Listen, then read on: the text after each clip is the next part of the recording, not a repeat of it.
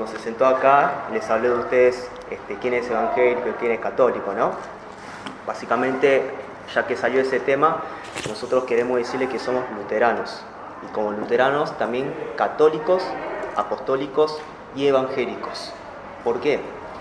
Católico significa que compartimos, es una enseñanza común de todos los tiempos y en todos los lugares que recibimos, ¿no? Apostólico, porque es la enseñanza que recibimos de Jesús por medio de los apóstoles. Eso está todo en la Biblia. Y evangélico, porque nosotros creemos en el Evangelio de Jesús, esa buena noticia que nos salva a nosotros por medio de su vida y muerte y resurrección. Y luterano, porque siempre nosotros en esa fe nos vamos renovando, arrepintiendo, caminando, porque perfectos no somos y siempre necesitamos de la gracia de Dios para seguir caminando hasta llegar al cielo que por la gracia del Señor nos dio a cada uno de nosotros. Así que básicamente eso es lo que comparto a todos ustedes. Está la palabra y también para que ustedes, por medio del estudio, también tener la mente abierta para ir pensando si es cierto todas estas cosas que les enseñamos o no. Porque por excelencia Dios dio la Biblia para chequear todas las cosas. Así que bueno, es mi oración para que el Espíritu Santo guíe a cada uno de nosotros acá. Perfecto, hermano. Muchas gracias, Maxi. Sí, la idea es que ustedes puedan aprender, chequear. Yo también aprendo mucho de ustedes. Eso tiene que quedar claro. Yo no es que me las sé todas, yo ya nací sabiendo. No. Yo estoy aprendiendo continuamente. Y esa es la característica del discípulo. El discípulo de Jesús siempre está aprendiendo, ¿no? Entonces, aprendemos mutuamente, nos enriquecemos mutuamente, nos edificamos mutuamente. Y eso es lo bueno de compartir la palabra de Dios, independientemente de la iglesia donde asistamos, ¿sí? Por eso Maxi les decía, si ustedes ven que algo estamos enseñando mal, díganlo tranquilamente. Mira, acá la Biblia dice esto y usted está diciendo todo lo contrario. ¿Cómo es? Así que no tengan duda en preguntar, en cuestionar, que ninguno acá es sabelotodo, ¿no? El único dueño de la verdad es Jesús, ¿no? Perdón, ¿en qué se diferencia la iglesia católica, apostólica, romana? Y ahí tiene ya, en los romanos ya tiene una gran diferencia, ¿ve? De romano, ¿por qué? Porque viene de Roma, ¿no es cierto?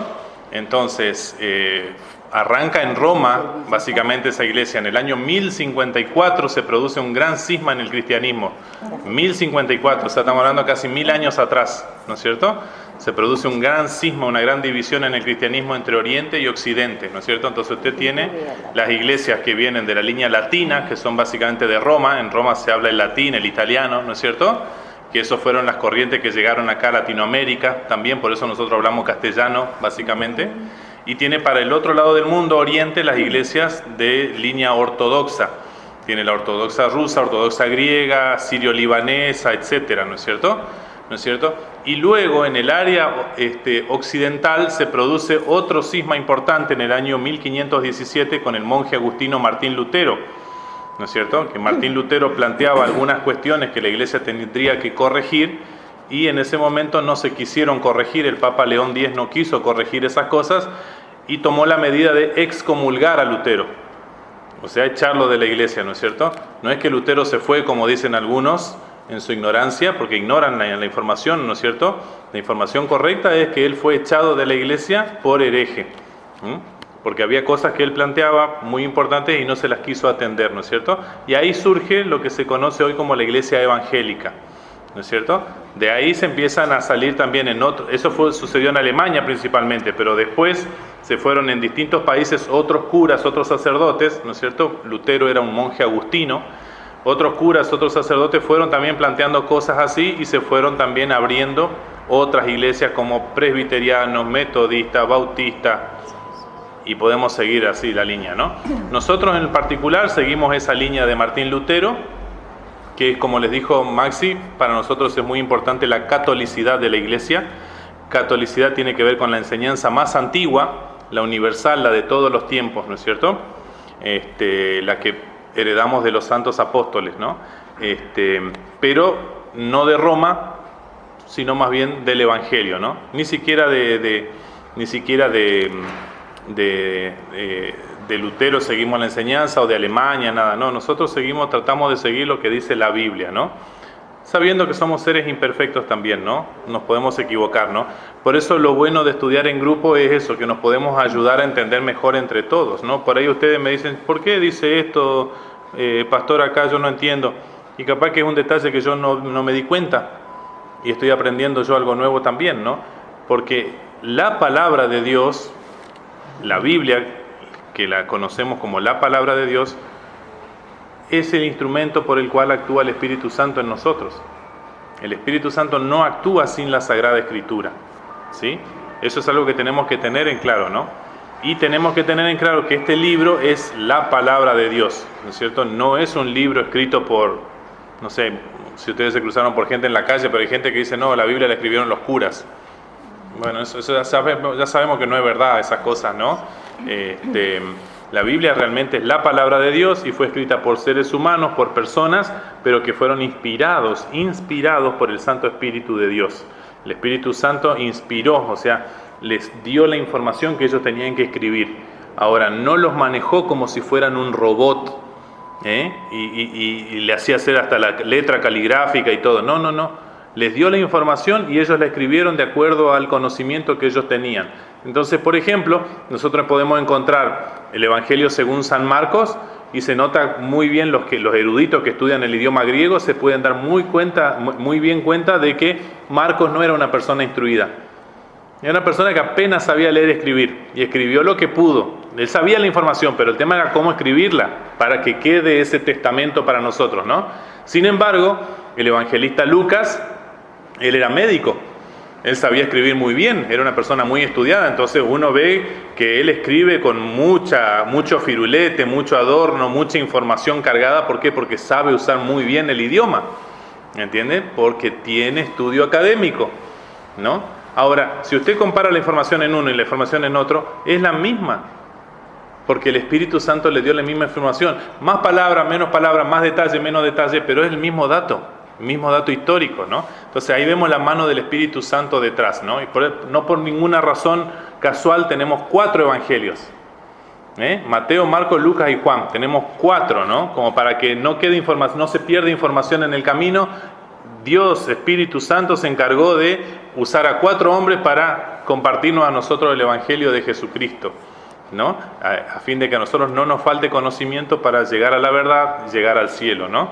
Que eso es lo que intenta decirnos el apóstol Juan justamente, ¿no? El apóstol Juan dice al final, ya vamos a ver cuando lleguemos el año que viene, cuando lleguemos al final del libro, dice, podría seguir escribiendo, dice, libros y libros y libros acerca de todo lo que hizo Jesús acá, pero dice, no se puede. Yo les escribo lo más importante porque esto que les escribo es para que ustedes conozcan el camino al cielo, el camino a la salvación. O sea que lo importante está escrito. Listo, no hace falta más. Esto no está pensado, la Biblia no está pensada para satisfacer mi curiosidad. Hay gente que hace preguntas y cuestiona la Sagrada Escritura porque quiere satisfacer su curiosidad. No está para eso. La Biblia no está para eso. No alcanzaría un librito como este para satisfacer la curiosidad de toda la gente. No, esto no es una enciclopedia, por ejemplo, ¿no? Una enciclopedia universal. No. Entonces, está para mostrarnos el camino al cielo. ¿Por qué fue necesario que viniera un día el Hijo de Dios, se hiciera como uno de nosotros y muriera en una cruz para que nosotros tengamos vida abundante, vida eterna? Eso nos explica la palabra de Dios, eso nos explican los evangelios, ¿no? Más de eso, allá cuando estemos en el cielo, preguntemos todo lo que queramos al Señor. Mientras tanto, ahora tenemos que atenernos a lo que tenemos. Esto es todo lo que tenemos y esto es suficiente, ¿no? No nos alcanza la vida entera para aprender esto. ¿Qué vamos a andar encima cuestionando más todavía a Dios? ¿Quiénes somos nosotros para cuestionarle a Dios? A mí no me entra en la cabeza todavía. Yo cuanto más estudio la Biblia, más me doy cuenta de lo que me falta aprender, ¿no? Así que más o menos ahí les resumo un poquito. Igual ya vamos a ir charlando con el tiempo y nos van a ir conociendo más, y van a ir sabiendo qué somos, por qué hacemos lo que hacemos, cómo trabajamos, ¿no?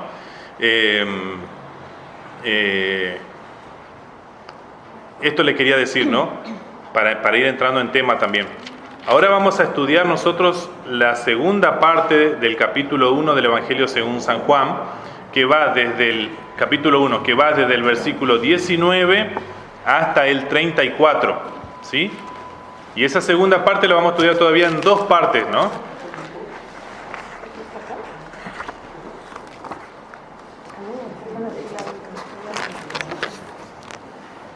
¿Es una padre? No, del capítulo 1. Ahí usted está en el capítulo ya 19. Capítulo 1, versículo 19. Verso 19, ¿no? Esto vamos a ir muy despacito, vamos a ir desmenuzándolo, porque a mí me gustaría que ustedes puedan preguntar también, sacarse las dudas, ¿sí? Yo podría avanzar muy rápido si quiero, pero ustedes no se van a llevar casi nada. Entonces no es la idea es que esto sea un encuentro rico, donde yo diga, aprendí hoy, me llena la palabra de Dios, me llena el mensaje de Jesús, aprendí a conocer a Jesús. ¿Por qué es tan importante conocer a Jesús, conocer la vida del Hijo de Dios? ¿Pensaron eso alguna vez? Al principio, mire. Sí, no se haga problema, mire. Bien. No se haga problema, mire. Acá estamos, capítulo 1 de Juan, y vamos a hacer hoy desde el 19. Acá vamos a empezar a leer hoy hasta aquí, hasta el 34. De aquí hasta aquí. Estamos bien al principio nomás, ¿no?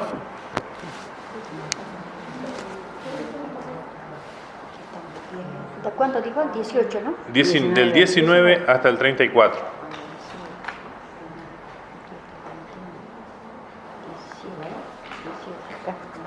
De aquí sería. No, hermanita, porque mire que usted está acá en el 2. Acá, yo le digo el 1 nomás. El 1. Acá estamos en el 1, ¿ve? El 1 va para acá, va para acá, va para acá. Ahí está el 19, ¿ve? Versiculito 19. Vamos a leer desde acá hasta acá. Todo esto hasta acá nomás. Hasta ahí. Eso vamos a leer hoy. ¿Lo tienen?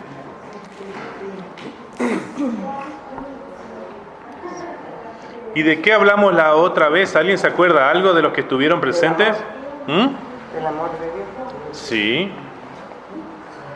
Los versículos 1 hasta el 18 en el capítulo 1 hablaban ¿de quién? La creación.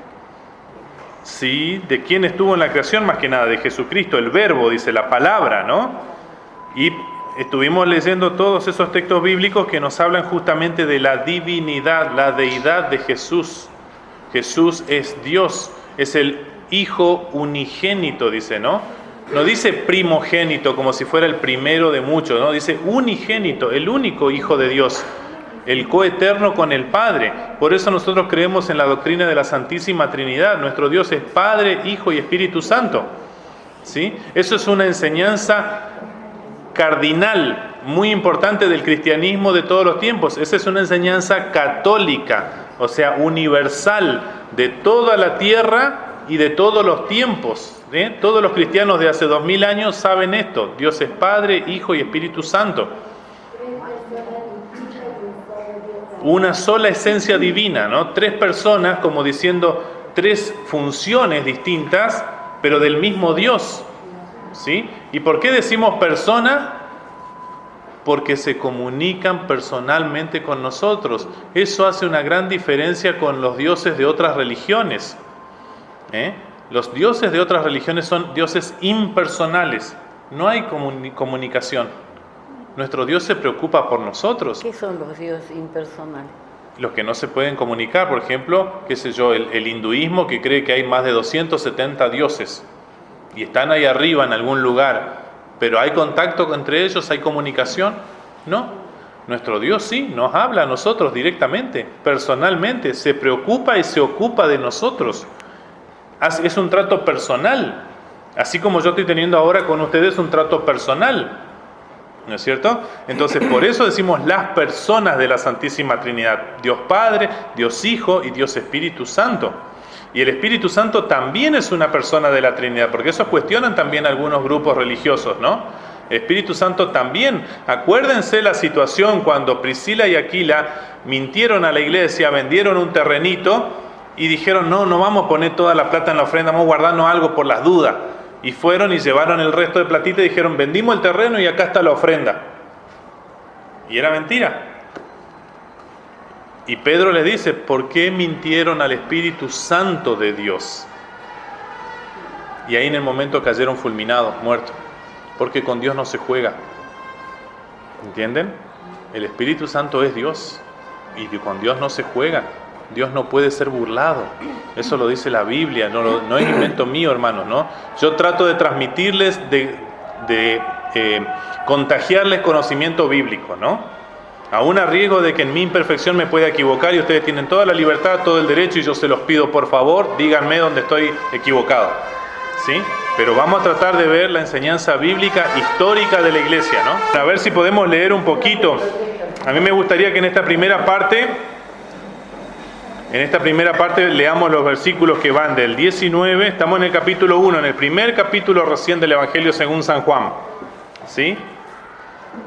¿Por qué decimos el Evangelio según San Juan? ¿Por qué decimos el Evangelio según San Lucas, el Evangelio según San Marcos, el Evangelio según San Mateo? ¿Por qué no decimos el Evangelio de Lucas, el Evangelio de Juan, el Evangelio de Mateo? ¿Saben eso? Porque no es de Lucas, no es de Juan, no es de Mateo, no es de Marcos, es de Jesucristo el Evangelio. Evangelio significa la buena noticia, y la buena noticia la trajo Jesús, ¿sí? Lo que hicieron San Juan, San Marcos, San Lucas, ¿no es cierto?, fue escribirlo, redactarlo. Por eso decimos según San tanto, ¿no? Esos son detalles, ¿no? Después algunos cuestionan y dicen, pero ¿por qué dice San Juan? ¿Por qué dice San Lucas? ¿Y a usted le parece que si esta persona fue usada por el Espíritu Santo de Dios para escribir ese tremendo testimonio de Jesucristo, es una persona condenada? ¿No es una persona salvada? Claro que es una persona salvada, y si es salvada es santa. Cristo la santificó. Por eso podemos decir tranquilamente y con toda seguridad San Lucas, San Juan, San Pablo, San Pedro, etc. No tengo duda por su testimonio de vida. Son santos porque Cristo los hizo santos. No dudamos de eso, ¿no? Así que todas esas cositas vamos a ir tratando de aprender de a poquito, ¿no? Y para saber bien dónde estamos parados y estar bien afirmados en la palabra, en la Sagrada Escritura. Bien, yo leo, los que puedan seguir, me siguen la lectura, ¿no? Sí. Desde el 19 en adelante. Este es el testimonio de Juan cuando los judíos de Jerusalén enviaron sacerdotes y levitas a preguntarle quién era. No se negó a declararlo, sino que confesó con franqueza: yo no soy el Cristo. ¿Quién eres entonces?, le preguntaron. ¿Acaso eres Elías? No lo soy. ¿Eres el profeta? No lo soy. Entonces, ¿quién eres? Tenemos que llevar una respuesta a los que nos enviaron. ¿Cómo te ves a ti mismo?, le preguntan.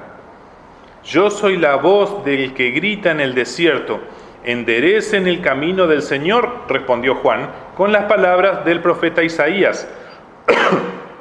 Algunos que habían sido enviados por los fariseos lo interrogaron: pues si no eres el Cristo, ni Elías, ni el profeta, ¿por qué bautizas? Yo bautizo con agua, pero entre ustedes hay alguien a quien no conocen y que viene después de mí, al cual yo no soy digno ni siquiera de desatarle la correa de las sandalias. Todo esto sucedió en Betania, al otro lado del río Jordán, donde Juan estaba bautizando. Hasta acá vamos a charlar un poquito, ¿sí? Leemos así, eso se llama una perícopa, ¿sí? Una porción bíblica que tiene un principio y un final, se llama una perícopa. Y con eso por ahora nos alcanza para charlar y para estudiar un poquito y tratar de desmenuzarlo y aprender y llevarnos algo de enseñanza divina, de enseñanza espiritual para nuestras vidas hoy. Alimento espiritual, ¿no? Bien. Este es el testimonio de Juan, dice, en la primera parte ahí. ¿De qué Juan está hablando? Juan el Bautista, o San Juan Bautista, no del Juan del autor del Evangelio, ¿sí? Acordémonos lo que dijimos la otra vez. Siempre en el Evangelio según San Juan, cuando se menciona a un Juan, es a Juan el Bautista. San Juan no se menciona a sí mismo, el evangelista no se menciona a sí mismo, ¿sí? Tengamos eso en claro, ¿no? Así que San Juan Bautista, perfecto. Y dice que cuando los judíos de Jerusalén enviaron sacerdote y levita a preguntarle quién era. ¿Por qué dice los judíos? ¿Que él no era judío? ¿Y por qué dice los judíos mandaron gente? ¿No eran todos judíos? ¿Jesús no era judío también? Eran todos judíos ahí. y era una forma despectiva de hablar de las autoridades. Cuando dice los judíos, está hablando de los cabecillas del pueblo judío, los que tenían autoridad y poder para mandar a preguntarle y cuestionarle a él por qué hacía eso, por qué bautizaba, en nombre de quién, con la autoridad de quién hacía eso. Todo eso están cuestionando ellos. Pero cualquier ciudadano de a pie, cualquier habitante de alguna aldea común no podía ir a decirle, ¿vos por qué? Porque no tenía autoridad, no tenía peso. Ahora, cuando llegaba esta gente bien vestida, bien ataviada, que incluso tal vez llegaban hasta con soldados, porque el templo tenía sus propios soldados también, la religión judía tenía su propio ejército, por ahí llegaban con eso y tenían peso de ley. Era como que llegue la policía a su casa y le diga, ¿y usted por qué está haciendo eso? ¿Por qué pone música tan fuerte y molesta a los vecinos? Por decir un ejemplo que podría pasar hoy, ¿no? En ese momento, ¿por qué bautizar? ¿Por qué estás haciendo este alboroto? Se llenaba de gente, los movía a curiosidad, ¿no? ¿Quién sos vos? Le preguntan, ¿no? ¿Y qué hace Juan el Bautista? Les dice, yo no le voy a contestar quién soy, ¿a ustedes qué le importa? ¿Eso hace? No, confesó.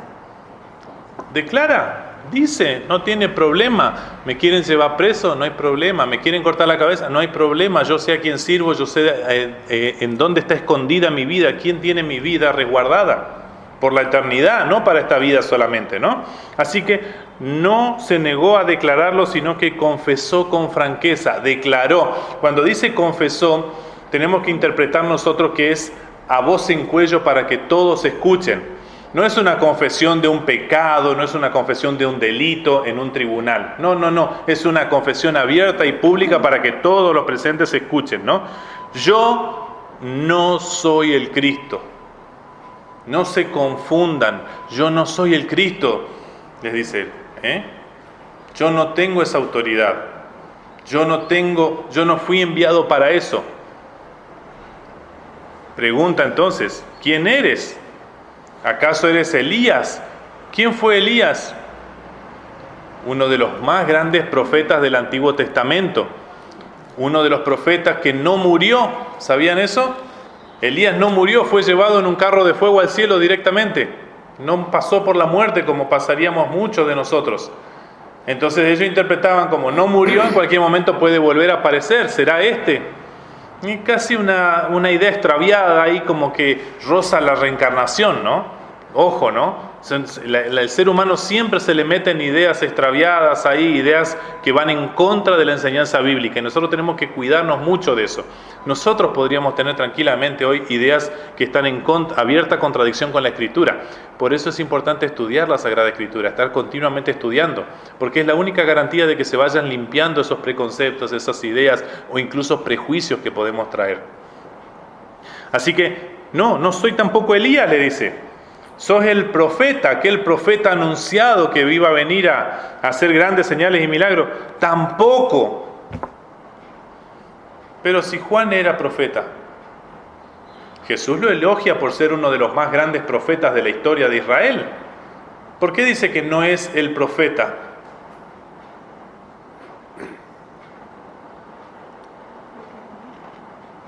¿Cómo? Sí. El profeta con mayúscula era Jesús. Él era un profeta más de los tantos que había enviado Dios para avisar, para enseñar a su pueblo. O sea que el profeta anunciado como el máximo enseñador, el que iba a traer la gran verdad de Dios, que es el Evangelio, no, él no era Cristo, él no era el Mesías esperado, él no era el ungido. Y está siendo claro, ¿no es cierto? Y entonces, ¿quién eres? Miren, 3 preguntas. Primero había que descartar quién no era, para luego llegar a la verdad de quién realmente era él, ¿no? Miren qué interesante, ¿no? Nosotros hoy no nos tomamos el tiempo para esas cosas. Nosotros hoy estamos muy acostumbrados a hacer todo rápido, todo ya. El tema de las comunicaciones, internet, las redes sociales, nos han enseñado a todo ya. Y ustedes ven en los más jóvenes, en los más chicos, si no se consigue las cosas ya, ¿qué pasa? Se frustran, se deprimen, se sienten fracasados, no sirven para nada, etc. No estamos acostumbrados a tener paciencia, no estamos acostumbrados a esperar, no estamos acostumbrados a dialogar y a dialogar en los tiempos que cada uno necesita también, ¿no? Están demandando ya velocidad. acá tenemos otra cultura, esto es otra cultura, ¿no? Entonces empiezan a descartar, no es el Cristo, no es Elías, no es el profeta. ¿Quién entonces es? Nosotros tenemos que llevar una respuesta. Fíjense que habían sido enviados por autoridades máximas. Las autoridades máximas generalmente no van al llano, no van a ir al río ahí a preguntar, ¿no? Tienen sus emisarios, mandan, ¿no es cierto? O sea, el gobernador probablemente si se entera que estamos acá y tiene curiosidad, no va a venir él a preguntar, ¿no es cierto? Va a mandar a alguien, un secretario, etcétera. Bueno, lo mismo pasaba ahí, así funcionaba. El ser humano es ser humano siempre, ¿no? Entonces, tenemos que llevar una respuesta a quienes nos enviaron. ¿Cómo te ves a ti mismo? ¿Cómo te consideras vos entonces? Dame esa respuesta aunque sea. Yo no puedo volver con las manos vacías, le están diciendo esos emisarios a Juan. Bueno, les voy a dar una respuesta. ¿Saben quién soy yo? Yo soy la voz del que grita en el desierto, enderecen el camino del Señor. ¿Qué estaba haciendo ahí? Estaba citando una profecía del gran profeta del Antiguo Testamento, Isaías. Y es grande porque tiene el libro más grande del Antiguo Testamento, ¿no? 66 capítulos, ¿no? Y entonces está citando a Isaías, dice, ¿saben quién soy yo? Yo soy un enviado del cual Dios ya les avisó hace por lo menos 500, 600 años atrás. Ese soy yo. Por eso cita el texto bíblico, la Sagrada Escritura. ¿Saben ustedes que la Sagrada Escritura para nosotros hoy, como dije en la clase pasada, son el Nuevo y el Antiguo y el Nuevo Testamento, ¿verdad? Y en el tiempo de Jesús, acá cuando estamos hablando, no había Nuevo Testamento, no estaba escrito. Así que cuando ellos hablan de la Sagrada Escritura, sí o sí están hablando solo del Antiguo Testamento. Esos son detalles para tener en cuenta, ¿no? Entonces, cuando él está citando al profeta Isaías, está citando palabras que justamente esas autoridades, por lo menos los que enviaron a esos emisarios, conocen bien, porque son líderes religiosos y son gente estudiada en las Sagradas Escrituras. Así que él les dice, yo soy ese del que habló Isaías. Eso es lo que les está diciendo, yo soy ese del que habló Isaías. Fíjense, y no se queda solo con eso, ¿no? Yo soy una voz que clama en el desierto. ¿Dónde estaba él bautizando a la gente? En el río Jordán. ¿Pero en qué parte del río Jordán? Porque el río Jordán serpenteaba bastante por muchos lugares.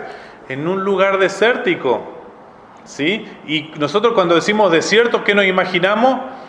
Arena, sequedad, calor. Bueno, no necesariamente era así ahí, ¿sí? Estamos hablando de desierto de gente.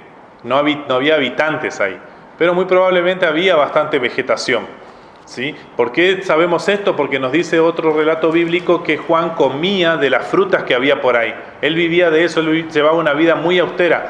Él vivía ahí aislado de la gente, ¿no es cierto?, como un ermitaño, y se alimentaba de lo que Dios le proveía al día, porque él tenía una misión muy puntual. Y él fue preparado ya desde el vientre de su mamá, Elizabeth, para esa misión. A él no le importaba otra cosa. Él fue preparado desde el vientre de su madre para esa misión, ¿no es cierto? Y él ya sabía que esto eran los últimos tiempos también para él, ¿no? Así que estaba jugado.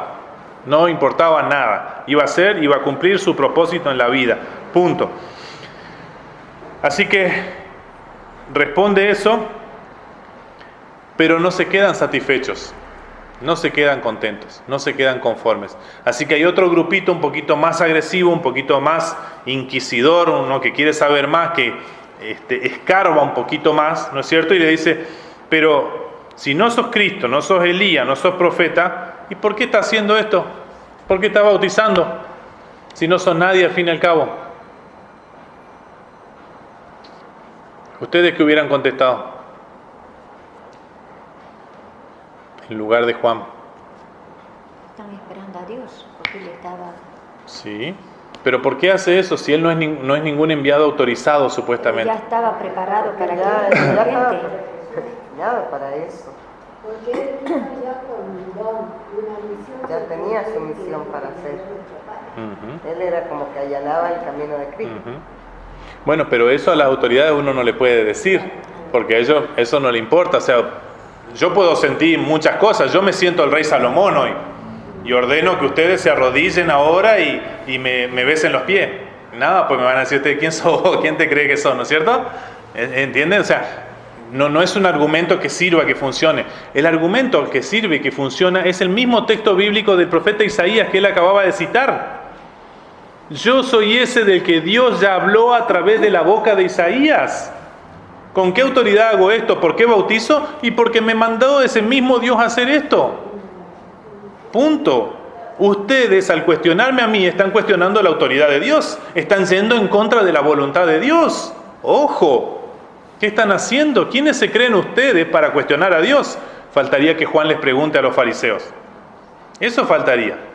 Los fariseos eran amos y señores en Israel. Ellos podían hacer lo que querían. Ellos eran dueños de la verdad. Jesús se pelea muchas veces con los fariseos. Ya vamos a ir viendo a lo largo del estudio del libro. ¿Por qué se pelea? Y le dice sepulcros blanqueados, le dice, ¿no? Por afuera blanco, inmaculado. ¿Y adentro qué hay? Muerte, podredumbre, gusanerío y todo eso, ¿no? Así lo llama Jesús, ¿sí? ¿Por qué? Porque ellos decían una cosa, pero para adentro hacían cualquiera, otra, totalmente distinto.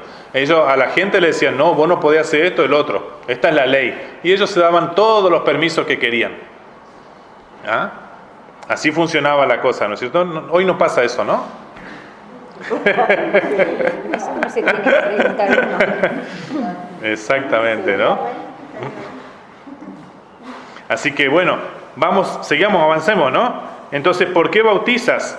Y él no le responde la pregunta, él ya directamente va al grano porque hay una misión, ya se estaban cumpliendo los tiempos, él sabía que eran sus últimos días, él sabía que ese Cristo, ese ungido, ese Mesías estaba ya ahí, entre medio. ¿Cómo sabía eso él? ¿Por una revelación especial? No necesariamente. Acuérdense que ya cuando María concibe al Hijo de Dios en su seno, por obra del Espíritu Santo, al poco tiempito, 3 meses, ¿qué hace? Se va a visitar a su tía, prima Elizabeth, que ya estaba de 6 meses. Y cuando llegó, ¿qué pasó? Se movió, El bebé saltó de alegría, eso lo explica Elizabeth misma, dice, el niño saltó de alegría en mi vientre, ¿al qué? Al reconocer a su Señor, dice. Ya sabía ese bebé, por obra del Espíritu Santo, ya sabía que ahí estaba su Señor en el vientre de María. Su Señor y Dios, cuando decimos su Señor, es el amo de todo, el dueño de todo. Yo le pertenezco y yo no puedo hacer lo que yo quiero. Juancito ya sabía eso de bebé, de antes de nacer. Ahí tenemos un argumento clave nosotros para el tema del aborto, ¿no? Cuando nos quieren discutir de si es una bola de célula, no sé qué, un feto, como le llaman, todas esas cosas. Desde ahí ya son personas, ya son vidas mandadas a este mundo por el Señor, por Dios mismo, ¿no? Y tenemos que cuidarlas. Eso es un valor precioso, nosotros no podemos ir en contra de eso, ¿no? Bien, así que él ya sabía porque él ya fue preparado desde chiquitito, desde el seno de su madre ya fue preparado para eso. Entonces él ya sabía cómo se cumplían los tiempos, cuánto tiempo iba a pasar y en qué momento iba a aparecer su primo. Él ya sabía todo eso, ¿sí? Ahora, eso no significa que él lo conociera personalmente. No significa que él lo conociera personalmente. Vamos a seguir. Él no contesta entonces la pregunta de ellos. Él dice, yo bautizo con agua. Yo estoy haciendo sencillamente una preparación del pueblo. A mí me mandaron a preparar al pueblo y yo lo estoy preparando.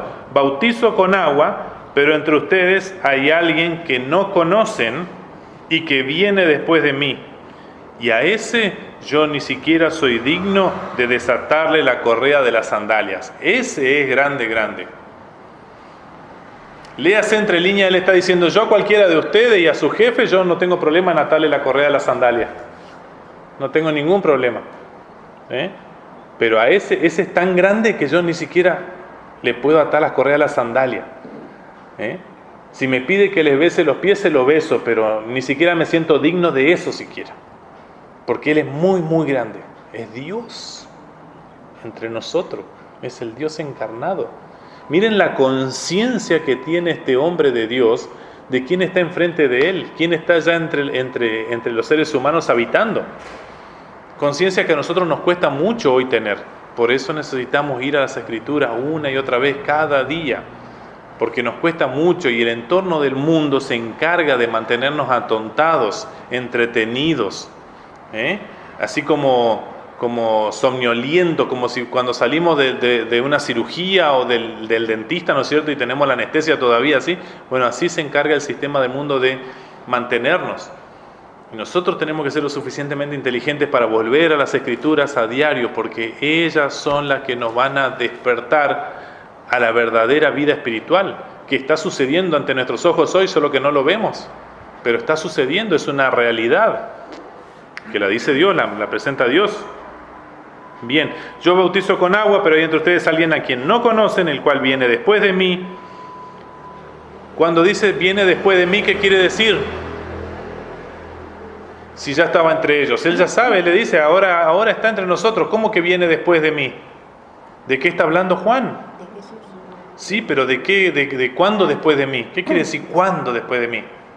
Bueno, él estaba bautizando y él tenía que llegar, Dios llegaba Jesús, Dios y Jesús es el mismo. Entonces llegaba al lugar y cuando le ibas a bendecir o bautizarle, se le mira y dice, Señor. Ajá, lo reconoce. Le reconoce. Ajá. Pero él dice, fíjese el texto, ¿no? Dice, él viene después de mí, y que viene después de mí, dice. Lo que está queriendo decir, hermanos, en verdad es, yo voy a terminar mi ministerio, ya mi ministerio, mi tarea, mi función ya termina y ahora va a seguir él. ¿Sí? Viene después de mí en el sentido de servicio, de la tarea, del ministerio. ¿Sí? Él va a continuar la tarea que yo dejo acá, porque yo ya terminé. Y sabemos que después a Juan le cortan la cabeza, ¿no es cierto? Se terminó y se terminó de en serio, totalmente. Ya no podía seguir haciendo más nada, ¿no? Eso es lo que está queriendo decir, ¿no? ¿Y dónde sucede todo esto? Para que a alguno le quede duda, si esto es un cuentito, una fantasía. Esto es un detalle muy importante. Siempre, siempre, siempre el Espíritu Santo de Dios, que inspiró a sus santos hombres a dejar estos relatos, nos va a ubicar temporalmente y físicamente, o geográficamente, podemos decir. Para que ninguno piense esto es invento, esto es cuento, esto es historieta, ¿no? Acá dice que esto sucedió en Betania, al otro lado del río Jordán, donde Juan bautizaba. Es un punto específico, bien delimitado. Cualquiera podía llegar ahí, a ese lugar. Esto no es invento, hermanos, esto no es cuento, esto no es verso, esto realmente sucedió así como llega a nosotros hoy. Hoy en el día y toda la vida será así, cuando yo me muero, usted se muera, va a seguir repitiéndose, porque esto siempre nos hacen recordar, tanto usted como los padres de la iglesia. Sí, sí. Siempre está. Sí. A donde uno se le escucha la palabra de Dios, sí. Está. Sí. El tema es que no todo el mundo escucha. Bueno, sí. Por eso hay que repetir tanto hasta el cansancio. Claro. Por eso, ¿sí? Mucho entra por acá y sale por acá, como decían antes las mamás, las abuelas, ¿no? Y muchos otros directamente no escuchan nada, no quieren escuchar. Yo creo que, padre, debe haber un momento que nos llega a uno. Cuando somos jóvenes estamos muy ocupados con nuestros hijos. A medida si no es el trabajo, una cosa y otro. Pero a medida que nos vamos golpeando, nos agarramos de Dios, porque es el único. A los evangelistas, o para nosotros, porque adoramos a un solo Dios. Para mí es así. Sí, no hay religiones, es un solo Dios. Es un solo Dios. Yo tengo mi hermano que es pastor, tengo un sobrino que está estudiando también. Y cuando ellos me hablan, yo les digo, adorás al mismo Dios que yo adoro. Yo los respeto y ustedes respétenme a mí. Así. Y para mí es eso. Y hay un momento, yo creo que Dios nos da para poder leer o conocer la Biblia. Yo se lo di por antes, andaba muy ocupada. De hace más o menos un año atrás me invitaron y empecé a ir y me he ido gustando. Entonces lo que sí, no me pude comprar una Biblia. Siempre pedía prestado y mi hija necesitaba. Si Dios quiere, con la ayuda de usted que me está dando, capaz me compre. Sí, va a llegar, hermano. Mire, en el día de que venga Jesucristo en su gloria para juicio, la Biblia nos enseña que nadie va a poder decir, a mí no me dijeron nada, a mí no me contaron, yo nunca me enteré. O sea, esa excusa no va a existir. Todos tienen su oportunidad en este mundo de escuchar algo de Dios, de tener un contacto con Dios, de entrar en relación con Dios, ¿sí? Que no la quieran ver, que la rechacen, que la ignoren, todo eso, bueno, eso ya es responsabilidad de cada uno. Pero Dios va a poder en ese día demostrarle a cada uno cómo Él lo buscó, cómo Él hizo todo lo posible para salvarlo. Y esa persona rechazó su salvación y por lo tanto se condena con justa causa. Se condena por su propia decisión, no porque Dios sea malo y lo condene. No, Dios hizo todo lo posible en su amor, en su infinita misericordia para rescatar a las personas. Y lo sigue haciendo hasta el día de hoy, ¿no? Y lo va a seguir haciendo. Lo va a seguir haciendo, sí. Pero lamentablemente la gran mayoría no escucha. La gran mayoría no atiende. La gran mayoría vive para el ahora, el hoy y punto. Nos lo dicen las frases populares, ustedes lo escuchan, después de esta no hay otra. Disfrutá porque después de esta no hay otra, dicen, ¿no? ¿Cómo que no hay otra? La vida continúa. Hay otra y es mucho mejor o puede ser mucho peor, ¿no? Claro. Vos ve, pero eso sucede. Vamos a leer la segunda parte del texto de hoy, que va del versículo 29 hasta el 34. Y dice así: al día siguiente, Juan vio a Jesús que se acercaba a él y dijo: aquí tienen al Cordero de Dios que quita el pecado del mundo. De este hablaba yo cuando dije: después de mí viene un hombre que es superior a mí, porque existía antes que yo. Yo ni siquiera lo conocía, pero para que él se revelara al pueblo de Israel, vine bautizando con agua. Juan declaró: vi al Espíritu descender del cielo como una paloma y permanecer sobre él.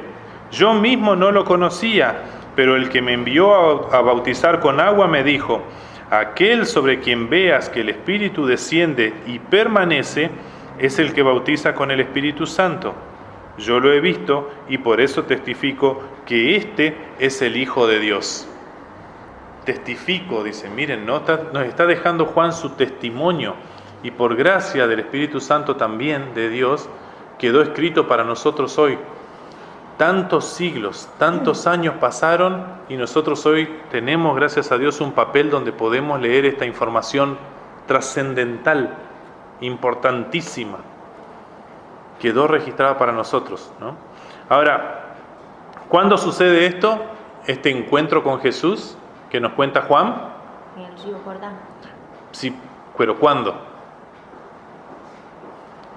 Después de hablar con los fariseos, de todo.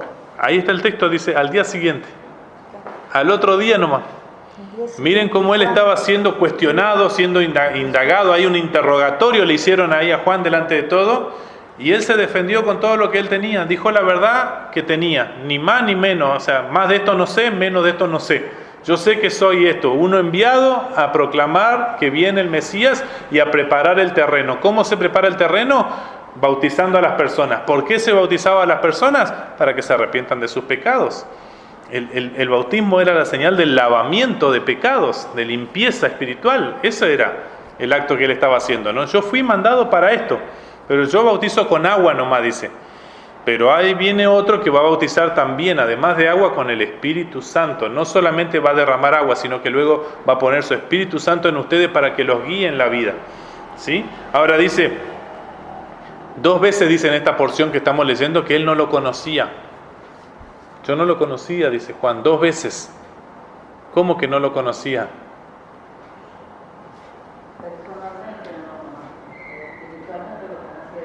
Ya sabía la existencia, pero miren que eran primos, ¿no?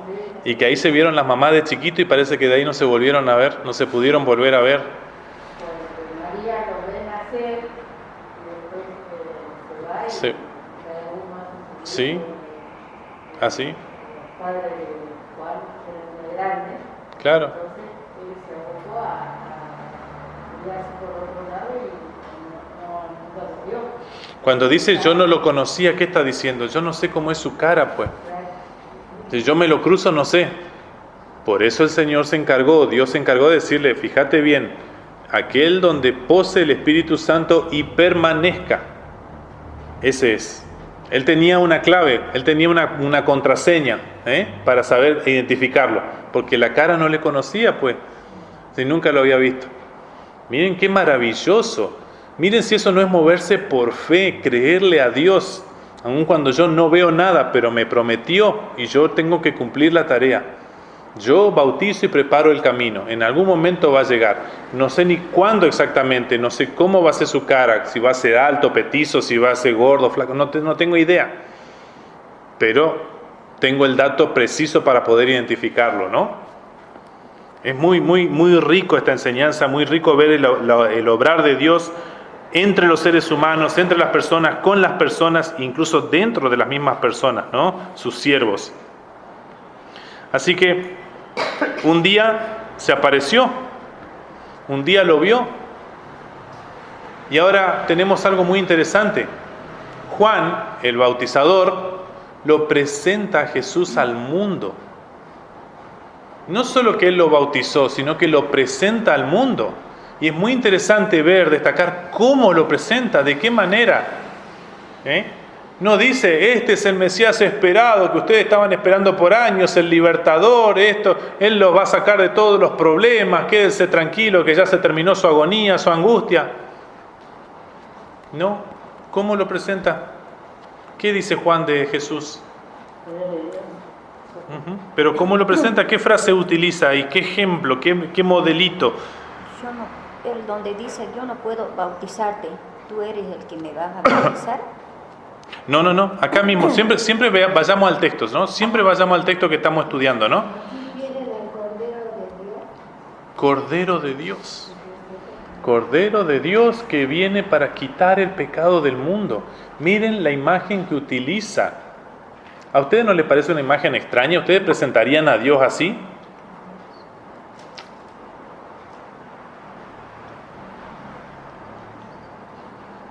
Nosotros que estamos 2000 años después nos resulta bastante incómodo esa imagen. Sin embargo, para ellos no era una imagen desconocida. Ellos estaban acostumbrados, su historia más reciente era el sistema sacrificial, donde se sacrificaban corderitos sin defectos, sin mancha, perfectitos. ¿Se sacrificaban para qué? Para expiar, para limpiar, para perdonar pecados.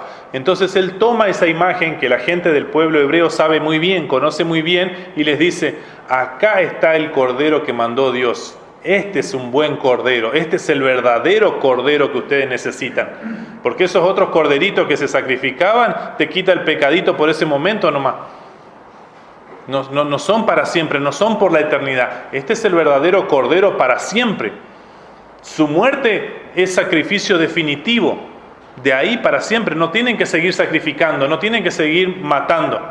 Ya está, único y definitivo es su sacrificio. Este es el cordero que envía a Dios, el de Dios, que viene ¿a qué? A quitar el pecado de una persona, de 2 o 3 amigos, de todo el mundo. Exacto, ¿sí?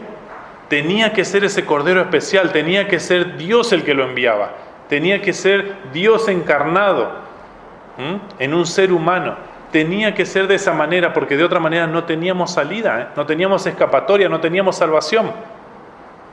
Este es el Cordero de Dios que quita el pecado del mundo.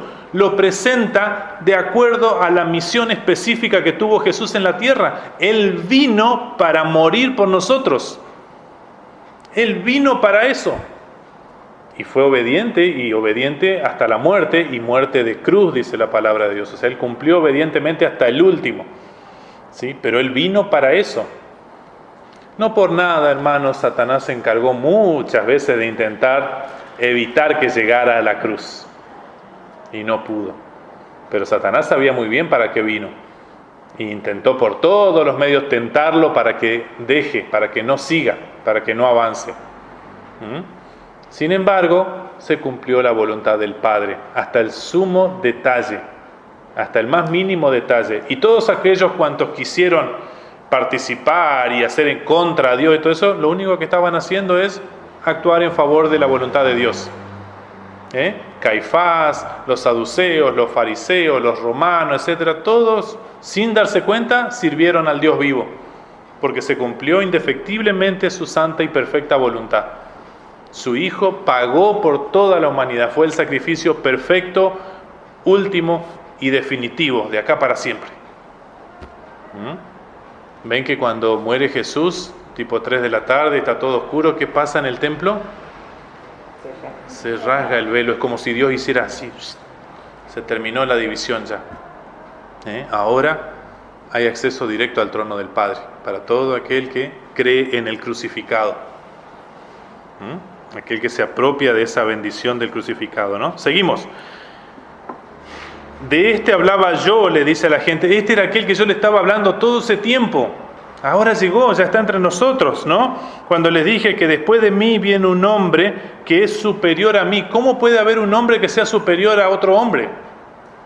¿En qué sentido es superior? Porque existía antes que yo. ¿Quién era mayor? ¿Juan o Jesús? Humanamente hablando. Juan, unos meses era mayor, ¿no? Y acá Juan está diciendo todo lo contrario. Él existía antes que yo. Él es superior a mí. Está hablando de la divinidad de Jesús, de la deidad, esa que muchos le quieren quitar, ¿no? Muchos dicen, no, fue solo un hombre. La Biblia dice todo lo contrario. Y yo me tengo que atener a lo que dice la Escritura, ¿sí? Así que Juan nos está dando a nosotros su testimonio personal de quién era Jesús.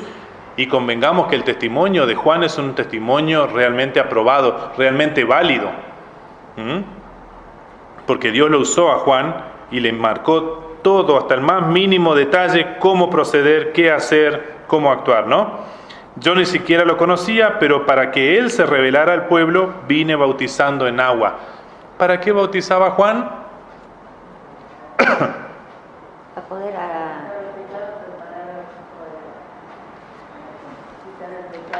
¿Pero qué dice el texto? ¿Pero qué dice acá el texto? O sea, siempre atengámonos al texto. ¿Qué dice él? Él mismo, ¿qué está diciendo? ¿Para qué bautizaba yo? Juan bautizaba, presentaba a Jesús. Para que venga Jesús bautizaba a él. O sea, él fue enviado a preparar el camino de Jesús. Si él bautiza, ¿es para qué? Para que Jesús se manifieste, se dé a conocer al mundo. Ya hace 30 años había nacido muy en lo oculto. Eso vamos a celebrar ahora en Navidad, ¿no es cierto? No había lugar para él en ninguna posada, en ninguna cabaña, en ninguna casa. Tuvo que ir a nacer en un establo. Su cuna fue un comedero de animales, un pesebre. Ese fue su cuna. Hace 30 años.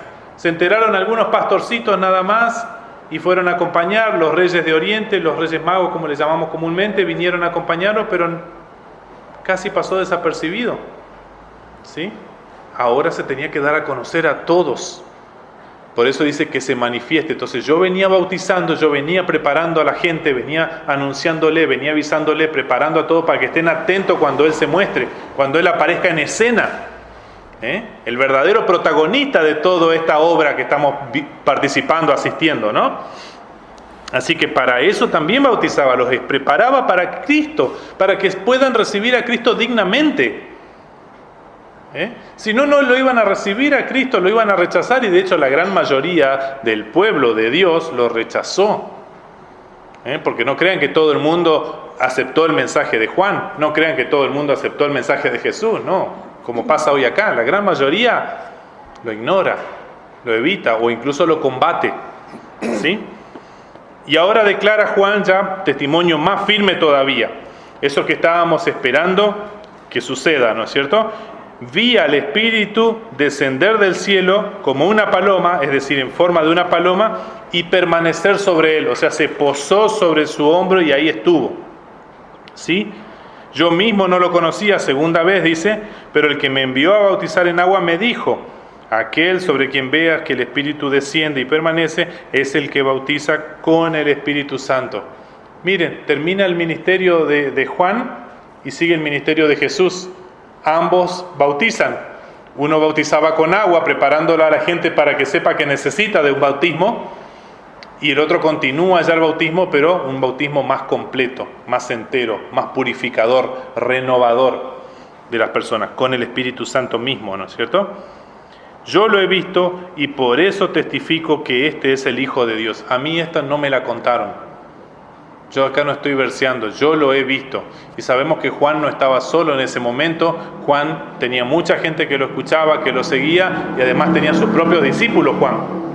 ¿Sí? Entonces cuando él dice yo lo he visto, está diciendo tengo autoridad para decir esto porque también tengo gente que me acompaña y lo vio igual que yo. Puede leerse todavía Yo lo he bautizado y todo eso, como dicen los otros relatos, ¿no es cierto?, que ya en algún momento compartiremos también. Pero el punto acá para nosotros, para aprender, es el tema del envío, la encarnación del Hijo de Dios y por sobre todo la divinidad del Hijo de Dios, algo que se cuestiona una y otra vez. Como yo les dije hoy, la doctrina de la Santísima Trinidad está siendo atacada una y otra vez sistemáticamente, porque si derriban eso, derriban a nuestro Dios, lo voltean a nuestro Dios, ¿sí? Nuestro Dios, el Dios del cristianismo, es un Dios diferente por cuanto se reveló a sí mismo de manera trinitaria, triuno, ¿sí? Y eso lo hace muy diferente de los dioses de otras religiones. ¿Escucharon el dicho que dice todos los caminos conducen a Roma? Bueno, hay mucha gente que hoy en día cree que Dios es uno solo y por lo tanto practique la religión que practique, estás alabando, adorando al mismo Dios. No, mentira, no es verdad, no es verdad. ¿Dios es uno solo? Sí, pero la gente se puede inventar un Dios a su medida, a su imagen y semejanza, una fantasía, un ídolo. Y eso no lo podemos llamar el Dios verdadero. El Dios verdadero es el que se reveló a sí mismo en las Sagradas Escrituras. Y Jesucristo por algo dice en otro lugar, más adelante en el mismo Evangelio, dice: yo soy el camino, la verdad y la vida. Nadie viene al Padre si no es por mí, dice Jesús. Entonces todos los caminos nos llevan a Roma.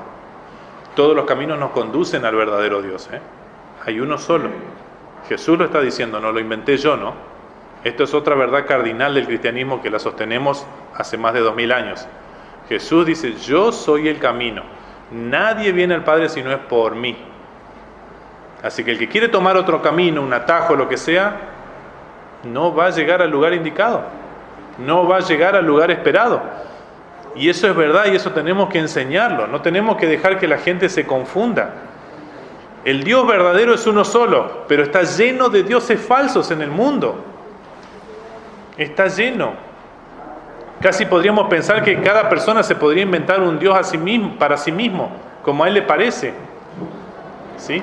Entonces, para cerrar, hermanos, ¿por qué es necesario conocer a Dios?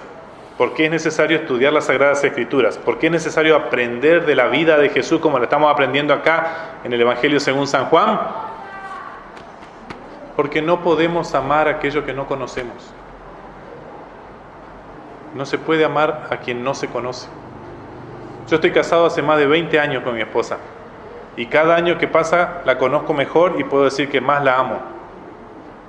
Pero yo cuando me enamoré de ella, yo creía que ya tenía todo el amor que podía tener. Mentira, era un encantamiento, recién era como un flechazo, ese amor a primera vista que uno le llama, todas esas cosas. Encantado, enamorado. Pero el verdadero amor vino con los años. Vino con las pruebas, vino con las dificultades, con las luchas, con las peleas, discordia que hemos tenido entre nosotros, con las enfermedades que nos hemos ayudado a soportar. Ahí se puso a prueba el amor. Y como soportó y pasó la prueba, se perfeccionó ese amor y se hizo más profundo, más duradero, más valedero. Pero cada año nos vamos conociendo más y ese amor aumenta. Lo mismo pasa con Dios. Si yo no lo conozco, ¿cómo lo voy a amar? ¿Cuánta gente que dice: no, pero yo creo en Dios? Sí, yo creo en Dios. Ah, qué bueno. ¿Y quién es Dios? Bueno, el que está allá arriba. Pero descríbamelo. No saben qué decir. Bueno, entonces, usted no cree en Dios. Usted cree que existe un Dios. Eso es otra cosa. Pero creer en Dios es amarle, es servirle, es seguirle. Y para eso hay que conocerle. No hay otro camino, ¿no? Y le doy un dato más todavía, el último, y con esto cierro. No por casualidad nos llegó a nosotros hoy, en estos tiempos, la Biblia escrita. La Sagrada Escritura, así escrita como la tenemos, accesible para llevarla en un librito, en un solo tomo, cada uno se puede comprar la suya y llevarla a su casa y tenerla a mano, así de accesible, está hace relativamente pocos años, desde que se inventó la imprenta, unos 500 años. Pero ¿y los otros 1500 años de cristianismo? ¿Y los otros 4000 años de pueblo hebreo cómo era? Escaseaban.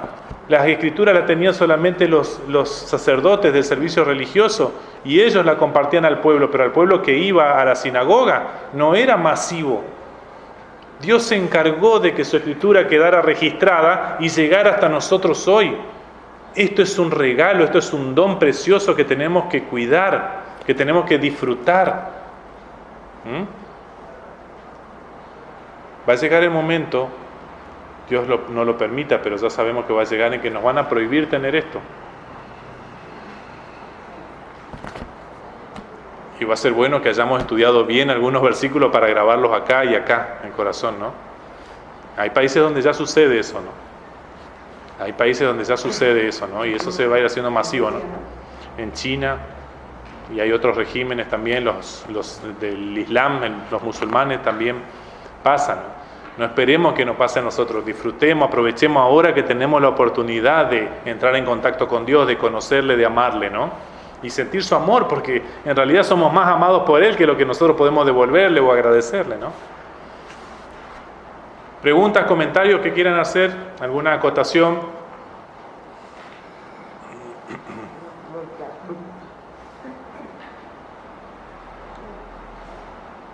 A medida que vamos aprendiendo ya iremos preguntándole. Exacto, perfecto. Bueno, si les parece, terminemos con una oración y les dejo también la bendición de Dios para sus vidas y para el resto de la semana o de la jornada, ¿sí? Gracias te damos, Dios y Padre nuestro, por este encuentro que hemos tenido, el segundo aquí en San Salvador de Jujuy. Señor, yo siento mucho gozo de poder compartir con estos hermanos aquí esta palabra que nos ha llegado a nosotros y que nos nutre, nos llena el corazón, nos muestra cuánto nos has amado, que quisiste hacerte como uno de nosotros para mostrarnos el camino hacia la vida eterna. Gracias te doy, Papá del cielo, por cada uno de los presentes aquí, por sus vidas, Señor, y por lo que tú estás haciendo en sus vidas con el poder de tu Santo Espíritu, y por esta palabra que toca sus corazones también. Te ruego, Señor, que los acompañes de regreso a sus hogares, que les des un descanso reparador y que todo lo que han aprendido también resulte de bendición para sus seres queridos, vecinos y allegados. Padre Santo, confiamos en que de a poco iremos aprendiendo más de tu palabra, creciendo en fe y creciendo en amor unos para con otros como a ti te agrada, Señor nuestro. Todas estas cosas te las presentamos, te las agradecemos, Señor, y te las pedimos en el nombre de tu Hijo Jesucristo, nuestro Señor y Salvador, quien vive y reina contigo y con el Espíritu Santo, siempre un solo Dios, por los siglos de los siglos. Amén. Reciban la bendición de Dios. Querido hermano, querida hermana, que el Señor te bendiga y te guarde, que el Señor haga resplandecer su rostro sobre ti y tenga de ti misericordia, que el Señor se vuelva siempre hacia ti y te conceda su paz. Amén. Esa es la bendición aarónica, ¿no? La que Dios le encomendó a Moisés y a Aarón para que bendigan al pueblo, ¿no? Muchísimas gracias, muchísimas gracias. Así que